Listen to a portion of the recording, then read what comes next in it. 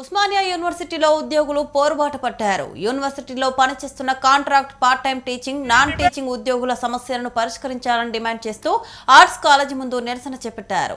గతంలో ముఖ్యమంత్రి రేవంత్ రెడ్డి ఇచ్చిన హామీని అమలు చేయాలని, తమకు తక్షణమే ఉద్యోగ భద్రత కల్పించాలని జేఏసీ నాయకులు పరశురాం, విజయేందర్ రెడ్డి కోరారు. యూనివర్సిటీ అభివృద్ధి కోసం సీఎం 1000 కోట్లు ప్రకటించడాన్ని స్వాగతిస్తున్నామని, అదే సమయంలో నాణ్యమైన విద్య అందించాలంటే ఉద్యోగుల సమస్యలను కూడా పరిష్కరించాలని విజ్ఞప్తి చేశారు.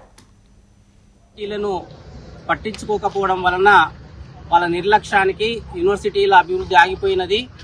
ఆ టైంలో మరి ఇప్పుడున్నటువంటి మన ముఖ్యమంత్రి రేవంత్ రెడ్డి గారు యూనివర్సిటీలని అభివృద్ధి చేయాలి, యూనివర్సిటీలు కుంటుపడిపోతున్నాయని చెప్పేసి ఆ రోజు అనేక వేదికల మీద చెప్పడం జరిగింది.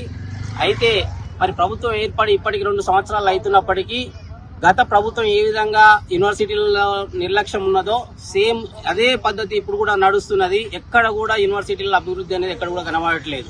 ₹1 కూడా యూనివర్సిటీలకు ఎక్స్ట్రా ఇవ్వట్లేదు. ఈ యూనివర్సిటీలో ఎలాంటి అభివృద్ధి జరగడం లేదు.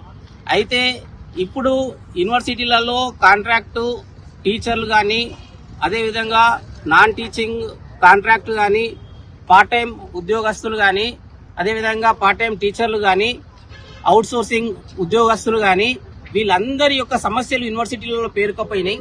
ఈ సమస్యలని ఒక్కొక్క దానికి పరిష్కారం చూపించుకుంటూ పోతే ఈ యూనివర్సిటీలు అనేవి అభివృద్ధిలో ముందుకు పోతాయి.